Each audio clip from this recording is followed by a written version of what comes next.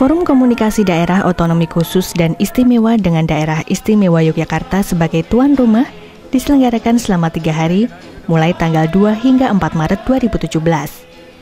Agenda ini menjadi momentum yang penting untuk semakin memantapkan komitmen dan konsistensi dalam upaya meningkatkan pembangunan daerah otonomi khusus dan istimewa dengan melibatkan Provinsi Aceh, Papua, Papua Barat, Daerah Khusus Ibu Kota Jakarta, dan Daerah Istimewa Yogyakarta.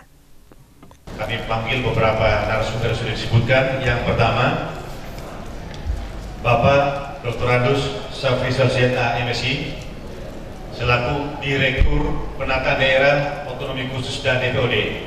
Kepada Bapak Safrizal kami berkenan untuk tampil ke depan. Yang kedua, Ibu Nani Purwati SEMA, Asdep Asesmen Kelembagaan Polhukam dan Pemerintah Daerah. Depan Ibu kami persilakan. Dan yang ketiga, PJ Sekda DIY, Ibu Rani Samsinarsi, MT, kami persilakan.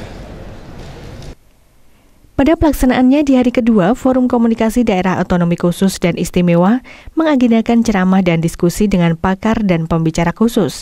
Di antaranya Dirjen Otonomi Daerah Kemendagri dengan materi kebijakan Kemendagri di daerah otonomi khusus dan istimewa. Kementerian PAN dan RB dengan materi penataan kelembagaan di daerah otonomi khusus dan istimewa. Sekretaris Daerah DIY dengan materi implementasi keistimewaan DIY, maupun Kepala Bapeda DIY yang memaparkan materi mengenai perencanaan program dan kegiatan keistimewaan Daerah Istimewa Yogyakarta. Sebagai wadah lesson learn bagi daerah-daerah yang berkarakter khusus dan istimewa, ya, supaya kesuksesan di tempat lain bisa direplikasi di tempat yang lain. Juga untuk mencegah kegagalan di tempat lain dan berulang kegagalan di tempat yang lain. Dalam kesempatan tersebut juga dilakukan pembahasan serta pembentukan Forum Komunikasi Daerah Otonomi Khusus dan Istimewa. Dalam rangka pemantapan pelaksanaan kebijakan desentralisasi asimetris di Indonesia, maka disepakati untuk membentuk forum bersama daerah otonomi khusus istimewa dengan nama Forum Desentralisasi Asimetris Indonesia atau Fordasi. 5 provinsi yang khusus dan istimewa yang kita akan bentuk forum dalam rangka penajaman implementasi, dalam rangka memperkuat koordinasi, fasilitasi, asistensi demi suksesnya implementasi, serta dalam rangka memperkuat evaluasi untuk perbaikan ke tahun berikutnya, ya. Fordasi yang akan dilaksanakan pada awal bulan November 2017 dengan tuan rumah Provinsi Papua Barat memiliki agenda untuk melakukan koordinasi bersama terkait perkembangan, tantangan dan solusi pelaksanaan otonomi khusus atau istimewa. Menyebarluaskan data dan informasi terkait praktik baik pelaksanaan program kebijakan otonomi khusus dan istimewa, penyelenggaraan rapat koordinasi untuk membahas isu-isu strategis dan aktual terkait pelaksanaan otonomi khusus dan istimewa yang dilaksanakan secara bergantian di masing-masing daerah otonomi khusus istimewa sekurang-kurangnya 2 kali dalam 1 tahun, dengan konsentrasi utama pembahasan perencanaan program kebijakan otonomi khusus atau istimewa, serta refleksi dan evaluasi pelaksanaan otonomi khusus dan istimewa, serta isu-isu strategis pelaksanaan otonomi khusus istimewa yang terjadi. Penyelenggaraan Forum Komunikasi Daerah Otonomi Khusus dan Istimewa tahun 2017 sendiri dimaksudkan untuk memotivasi bagi penyelenggara dan pelaksana otonomi khusus dan istimewa agar sering belajar, baik untuk kepentingan pusat maupun daerah, dalam menindaklanjuti amanat peraturan perundang-undangan yang ada pada masing-masing daerah.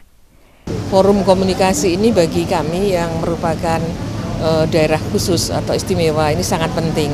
Karena saya yakin bahwa provinsi yang lain juga menghadapi permasalahannya sendiri-sendiri dengan keistimewaan sendiri.